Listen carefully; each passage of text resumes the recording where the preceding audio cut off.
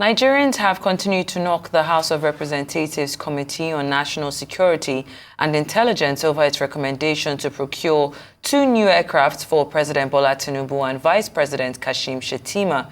The recommendation was contained in a report by the committee's investigation into the status of the aircraft in the presidential fleet. The committee was mandated by the lower chamber of the National Assembly in May to conduct a comprehensive investigation into the aircraft in the presidential fleet to ascertain its worthiness and technical status. The assignment followed a motion by the House Committee Chairman on National Security and Intelligence, Satomi Ahmed. Ahmed's motion reportedly followed reports of over 40 aircraft in the presidential air fleet, a development that forced the president to use a chartered plane from the Netherlands to Saudi Arabia during his recent trip abroad. We have joining us now CEO Aero Contractors, Captain Sanusi, to discuss conditions that would inform the decision to procure a new presidential jet, processes, the lifespan of an airplane, the debate over the flag or national carrier, developments in the aviation sector, and the headwinds buffeting it, as well as the future of Aero Contractors. It's good to have you on the news, Captain, if you can hear me. Yes, and I'm glad to be with you too. Thank you for having me. Thank you for being here. Now, let's just go straight into it. I think the first thing, on everyone's mind is trying to understand exactly if the president and his vice need these new planes. What specific conditions and criteria would inform the decision to procure a new presidential jet for the country? If you can just walk us through the standard processes involved in selecting and acquiring this new jet or, plane for such a high-profile role? Well, we have to understand whether the airplane is too old or the airplane, the manufacturers have stopped producing that kind of airplane, and so it is going to be very difficult to maintain. So we have to also understand what are the how long, what we call the lead time for the new airplanes to come into play. For the 2 major manufacturers of airplanes, which is Airbus and Boeing, if it's an Airbus, be it A320 or A330 or A350, the lead time is anything between 3 to 4 years. Now that's for what we call a green aircraft. That doesn't mean that you have to put the gadgets that they usually put for VIP airplanes and, of course, for the presidential airplane, which includes security features. That will easily go to 5 years waiting period. If you remember, the President Obama wanted to change his presidential fleet, and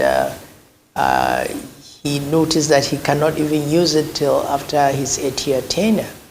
But let's come back to Nigeria and discuss what is the problem with the Nigerian fleet, the presidential fleet. Is it too old? I don't think it is too old. I think the 737-800 or the 737 BBJ, as they call it, Boeing Business Jet, is not an old airplane.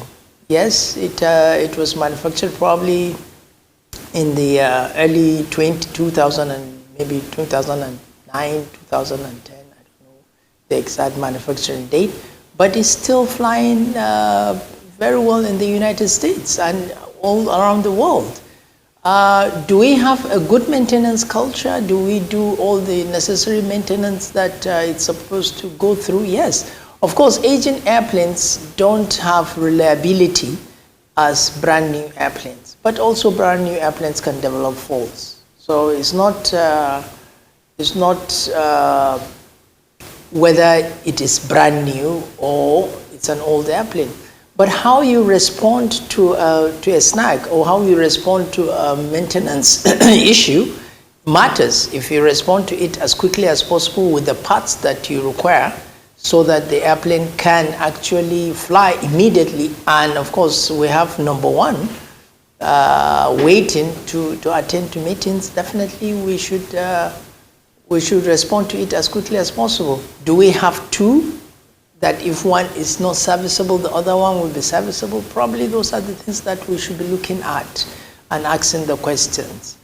I don't think there will be an airplane immediately for use for the presidency in the next year, only if they go and buy a slot position, which will be too expensive to buy, and that is not to the specification of the presidential athlete people that settle with the responsibility of getting the exact specification for the aircraft for the Mr. President. That will be just buying a slot that is available for sale. Because if they have to build the airplane from scratch, it will take time. Pointing out the fact that we really are lacking when it comes to maintenance culture in our country. And you also stated that aging planes don't have the reliability like new airplanes, but new ones can also develop faults. So would you prefer that we saw repairs as opposed to acquiring new aircrafts from scratch, considering also what the current economic state of our country at this time? Well, that's a political decision to be made, but technically and professionally speaking, if I have an airplane that, let's say Mr. President is using, and I will give an honest professional advice, it's first to look at the airplane, how many hours has it put in? Because it's not only when was it built, how many hours has it put in? And to look at what is the reliability. I mean, these airplanes don't fly every day like we do in commercial world. I mean, the airplane flies probably once in a month. But in commercial world, we fly these airplanes every day. And so we look at it for hours. How many hours has an airplane put in before we retired? Boeing recommends that probably before you start thinking of recommendation of retirement, you should go all the way to about 70 months, 70 hours, 70,000 hours, 60 to 70,000 hours.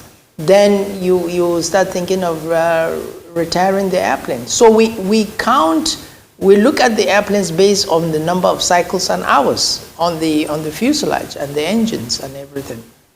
Now, there is a peculiar case for the BBJ. Because of the MAX problem, most of the operators using the 737-800 NG, they have kept their airplanes to themselves. So it makes, and you know, the 737 NG are no longer in production. So everybody is keeping his own aircraft. So there are no spare parts, a lot of spare parts readily in the market. The engines, all the engine shops, I can say that all the engine shops for a -7B, which is the 737-800 engines, are fully booked because everybody is taking his engine for what we call performance restoration. If you look at it, the life of a 737 has reached that if you don't retire it, then you have to do a performance restoration. And most of the operators thought by now they would have replaced those aircrafts with MAX. But the MAX has issues. So everybody is holding his aircraft and then taking the engines of those aircrafts to the shops. And there are few shops that are doing this restoration, performance restoration. So if the Mr. President's airplane is due for engine performance restoration, then of course it's going to go behind the line and wait till it gets fixed. So if that is the problem, then maybe it will be it will be good to start thinking of replacing it. But Having said that, you are going to also have lead time for the new airplane to come into play. Only if you are buying a slot time, or if you're buying an old airplane too. And if you're buying an old airplane, so you're just transferring the problem to the old airplane that you're buying. Now to the national carrier debate, and I'm speaking about the debate over having a national carrier versus flag carriers that's been ongoing. I'd like to know what your views on either the benefits or the drawbacks of establishing a national carrier for Nigeria. Do you think this national carrier would impact the existing aviation landscape as well as the private airlines in the country? Well, national carrier, it's a debate that has been on, and the last administration have tried to start one. First and foremost, you know, for every patriotic Nigerian, we would love to have a national carrier. We would love to have a high-speed train from Lagos to Maiduguri. We would love to have a high-speed train probably from Lagos to Calabar. We would love to have all that. But is it feasible? Do we have the money to do that? Do we have the capacity to do that? National carrier helps us to achieve all our BASA that we've signed. BASA is bilateral air service agreement that we sign within the two countries, within the countries involved. So it will help us to fly those BASA rights. But do we have the capacity? Yes, Nigeria is a country of a population of about 250 million or more. And if 10% of that flies, we are talking about 25 million. Yes, by right, yes, we should have a formidable carrier, either a flag carrier or a national carrier that will cater for the traveling public. Now, we have to understand the difference between a national carrier and a flag carrier. A national carrier is an airline that the state government has a stake on it, 5% or any amount the government would like, 10, 20, 30%.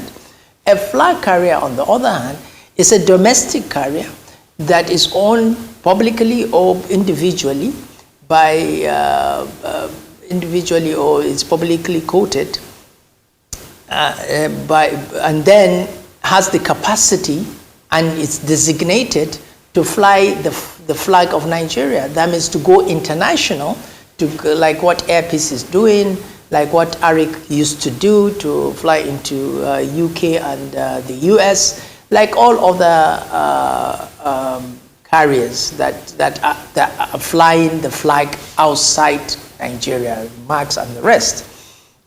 Those are flag carriers. Now, my argument, and I've been saying this for years, is that there are the start of Nigeria Air, or Air Nigeria, as the case may be, the way they called it.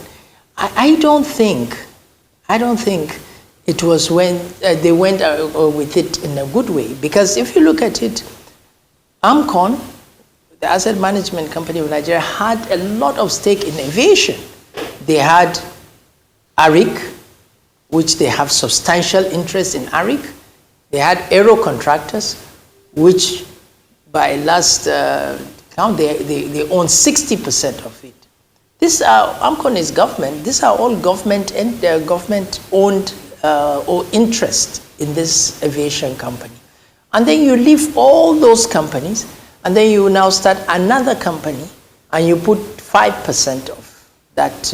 You said the government has 5% interest in that company, and you want to start a national carrier. I think if government was really trying to start a national carrier, they have interest in ARIC, they have 60% shares in Aero Contractors, and these companies are owned by Nigerians. I think they should call them to the table and ask them, look, we want to start a national carrier.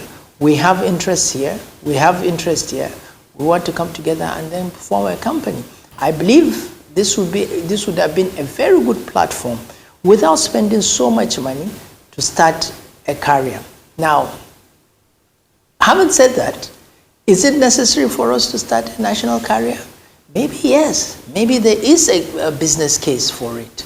maybe there is a business case to even look at the aviation industry. Why is it that the domestic carriers are struggling? If they are struggling, then probably the reason why even the national carrier we're going to start will be struggling. So why can't we address the challenges of the aviation industry? Yes. Well, we have about 2 minutes with you. If you can tell us quickly how Nigeria's aviation sector can overcome its current challenges, specifically as regards foreign exchange scarcity and high operational costs. In about 2 minutes, we'd appreciate that.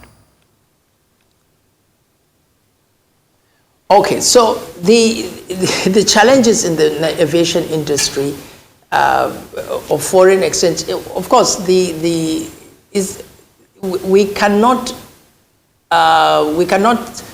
solve the problem in isolation. The economy of the country plays a very vital role in the health of aviation sector. So we cannot say we want to have a solution for the roller coaster ride of the dollar to naira in aviation and think that we're going to resolve the problem. I think it's a holistic approach to the economy, to the situation that we found ourselves in. But there are specific issues and challenges that affect the aviation industry, like multiple taxation. And those are the things I think we should be looking at to ensure that, first and foremost, the aviation sector is in firm grounding before we now look at the holistic approach for the economy of the country.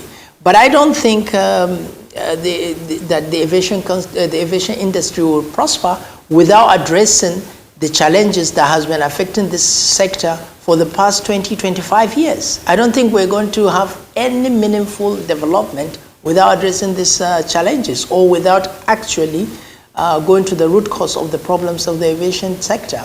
And we can still be talking about how well we can make the aviation industry. If we don't address the problem will still persist. We don't have good, strong airlines that will put us up in 2030 or 2040. All these airlines are struggling. And I don't think, and I don't preach that the federal government should give airlines a break of handouts or something like that. No, not at all. Just provide the environment that is enabling for growth, and the growth will organically happen in the aviation sector. First, by addressing the challenges, by removing the weeds that are affecting the growth in the aviation sector. Definitely. The Nigerian aviation sector still has a long way to go. We appreciate your time here on Newsday. CEO Aero Contractors, Captain Ado Sanusi.